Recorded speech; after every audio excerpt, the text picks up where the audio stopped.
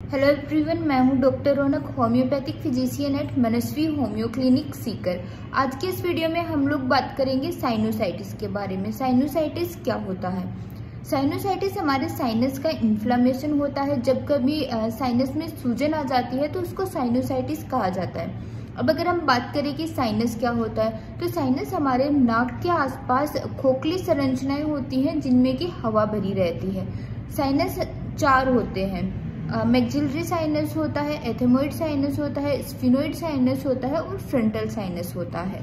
अगर हम साइनोसाइटिस के लक्षणों की बात करें तो इसमें सबसे पहला लक्षण होता है कि जब इन्फ्लामेशन आ जाता है साइनस में, उसकी वजह से हमें एक कंजेशन सा फील होता है, नाक के आसपास कंजेशन सा फील होता है और उसी वजह से हमें पेन भी महसूस होता है।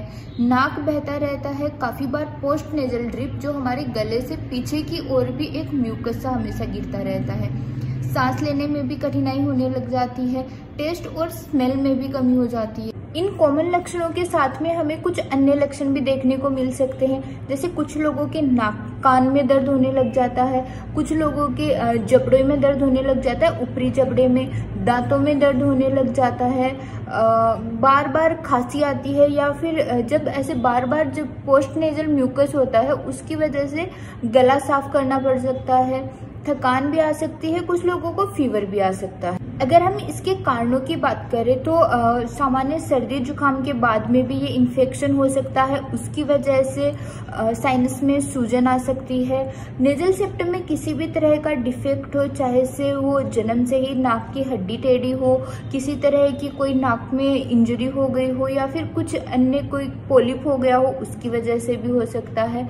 काफी बार एलर्जिक जिन लोगों में एलर्जिक रिएक्शंस बहुत कॉमनली होती रहती है, उन लोगों में भी साइनस की समस्या देखी जा सकती है। वो एलर्जी चाहे से धूल मिट्टी से हो, चाहे से पोलन ग्रेन से हो, या फिर किसी जानवर से एलर्जी हो। हमें साइनस है या नहीं, या तो इन लक्षणों के आधार पर पता चल सकता है या फिर एक्सरे से पता चल सकता है। पेरानेजल साइनस एक्सरे करवाने पर जो साइनसेस हैं उनमें एयर स्पेसेस की जगह स्वेलिंग दिखने लग जाती है।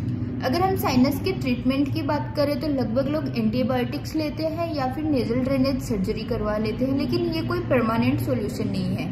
होम्योपैथी में साइनोसाइटिस या फिर साइनस के लिए काफ़ी अच्छा ट्रीटमेंट है।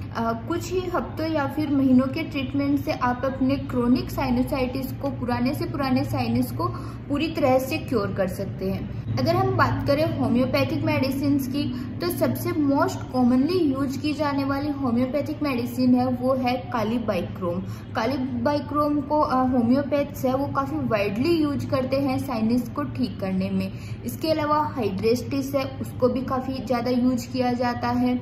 साइलिसिया है, उसको भी काफ़ी ज़्यादा यूज किया जाता है। नेट्रम आर्स भी काफ़ी ज़्यादा काम में ली जाती है। एलियम सीपा है, एलर्जीज के लिए हिस्टेमाइनम है, स्टिक्टा है, सेबेडिला है। ये सारे कुछ मेडिसिन हैं जो कि हर एक व्यक्ति के लक्षणों को देखकर अलग अलग व्यक्ति को इनमें से कुछ मेडिसिन काम कर सकती हैं। होम्योपैथी में दवाएं पर्सनलाइज्ड होती है। हर एक व्यक्ति की अलग अलग पर्सनैलिटी के आधार पर दवा सिलेक्ट की जाती है, तो इसके लिए आप अपने नज़दीकी होम्योपैथ से कंसल्ट करें। अगर हमारे पास आप ट्रीटमेंट के लिए आना चाहते हैं तो Manasvi homeo clinic, Piprali road Sikar पे हमारा क्लिनिक है। ऑनलाइन कंसल्टेशन भी अवेलेबल है, जिसकी डिटेल्स नीचे दी गई हैं।